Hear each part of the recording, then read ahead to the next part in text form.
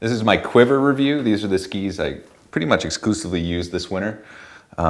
Everything from a race ski behind me to another race ski right here. But the ski I used the most was definitely the Hannibal 100. This is what I used pretty much all last year, and I used this year. Specifically for touring, whether it's in the resort, the backcountry, this is the best hybrid between lightweight and stability.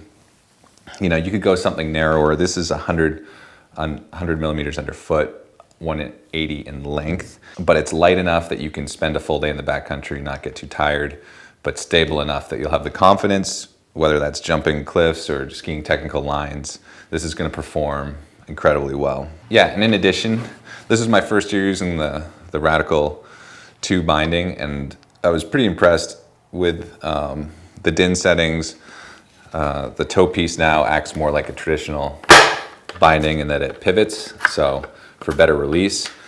And other little functions that were improvements were when you change this into tour mode, you don't have to hold the binding down, the brake down. So you just step in and the brake locks away.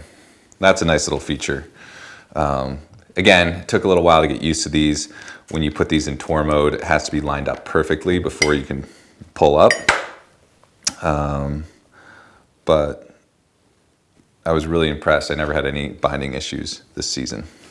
The other freeride ski that I used, that I toured a little bit, but mostly for resort skiing, was the Fischer Ranger. These are the 108s, and I have the adrenaline bindings on them. This is the perfect match because it allows you to still go touring if you want.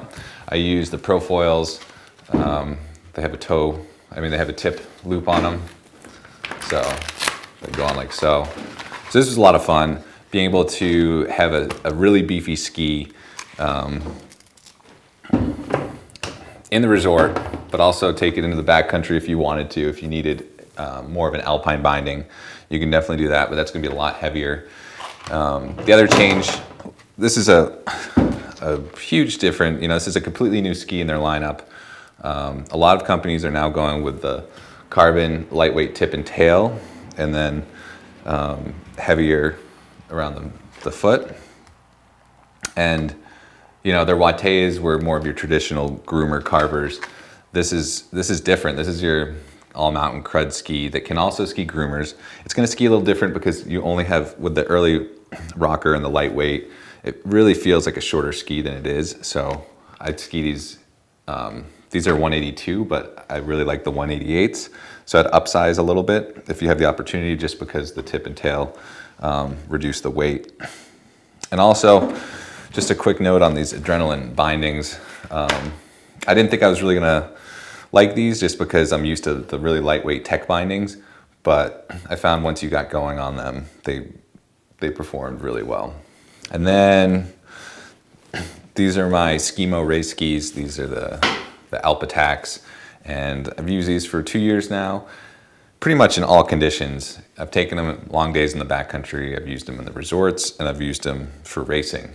And it's a super lightweight ski, which for me, someone that weighs 190 pounds, can be really challenging. You need to really change the way you ski, but they still have a 21 meter radius on them, so they turn pretty well on the groomers. But they can break if you ski them too hard. So I've learned when to hold back and when to push it on these, because with a foot size, I have a 29.5 foot, so I don't have much tail on here. So you really have to be forward and get some practice days on these before you take them into a race. And lastly, these murdered out bad boys, the Masters World Cup GS skis. These are a lot of fun. This is my first year on a 30 radius ski. I jumped up from a 27 radius. These are 191 length, and they're nice and beefy. And it took a little while. It probably took a couple weeks before I could start turning them.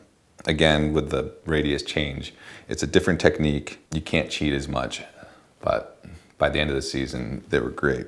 I would like to try these in a 188 27 radius though. I think that would be a fun ski for a tighter GS course. these really perform well on the wider sets.